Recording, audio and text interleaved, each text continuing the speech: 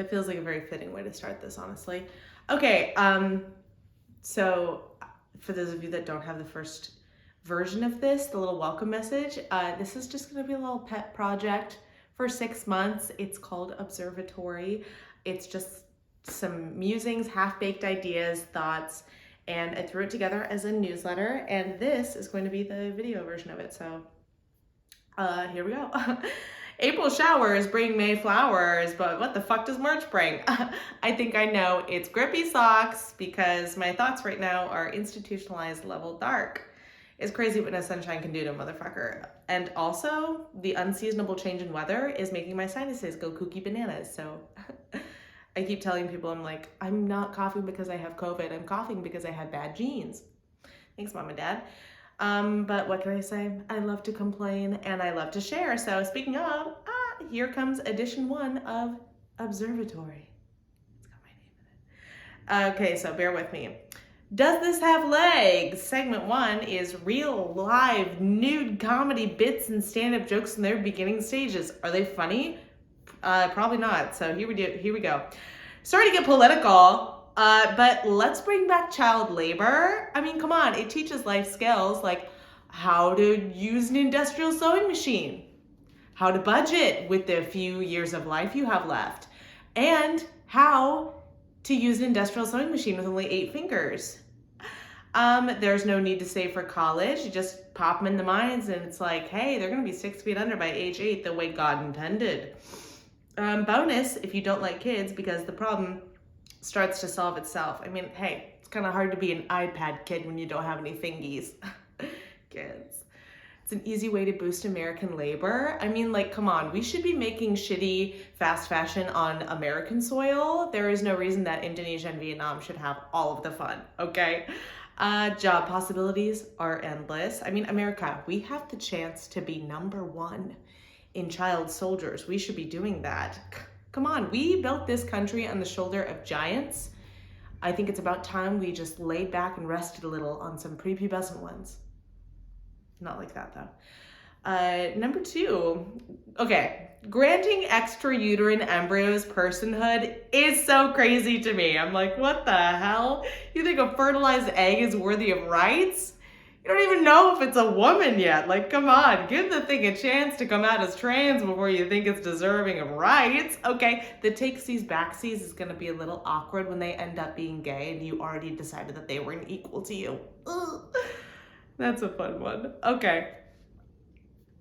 I am still in recovery, on God, still in recovery from sex tips that I read in a Cosmopolitan magazine when I was 13 years old. It was the most haunting and medical descriptions of truly vile sex acts that I was reading in a grocery store. They were like, hold his entire testes and shaft in your mouth while you hum the national anthem. It was post 9/11 America. That's what we were dealing with. I was 13 years old. I was a baby. Okay, I was fully convinced in that Kroger that first base was getting your legs back over your head and second base was perineum stuff and third base is divorce. That's just true. Next segment, that shit ate. Okay, so this is just some nummy media, delicious, that I've been consuming and I recommend to use. Podcasts, TV, movies, all that stuff. Number 1, Bronco, AKA I've Gone Country, y'all. It's Orville Peck's second album and it is just magical. It is truly divine. It's got bops up and down it. And for the country haters, I recommend you listen to The Curse of Blackened Eye. It's giving original Elvis and it is truly hypnotic. It's been a hit to anyone that I show it to, but my mom did think that the music video was disturbing. Artistic. Trixie Mattel and Brittany Broski videos. Okay, these two dumb bitches just have electric chemistry. Like, I just love watching them. I truly believe that good entertainment is just people having fun. And when you watch people have fun, you have fun. And they are clearly besties, and watching them just like have a joyous time makes me want to call up my oldest pals, crack open a bottle of wine, just get goofy, just get silly. All right, next segment, you're spending all my money. It's a SpongeBob reference. Okay, so this is just some shit that I'm wasting my money on, and is it worth it? Should you waste your money? Let's find out. Okay. Laneige, I don't know how it's pronounced. Laneige Night Crap. Why did I spend my money on this night lip mask? Ah! Is it because I was duped by the adorable packaging? Is it because there's a 25% off sale that's happening right now? Is it because of the promotional products featuring Sydney Sweeney and the unfounded belief that if I buy this product, I will become like her and get massive gazongas and a wildly successful acting career? Unfortunately, it's a no to all of those. This stupid, overpriced shit just works. And I go to bed with it on and I wake up with buttery lips every morning. So that's right, Sid. Who needs auga level gazongas when you have... Oh my God. I gotta like moisten. Level lips.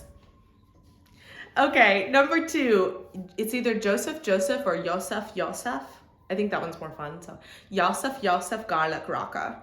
So once upon a time, my mom had a Pampered Chef garlic press that she would use in lieu of mincing garlic with a chef's knife.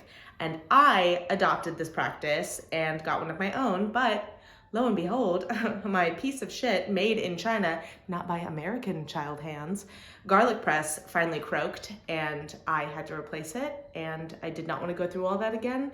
So I turned to Reddit and found the Yosef garlic raka, and hopefully it'll be easier to clean and last me a lifetime. I'm looking forward to it.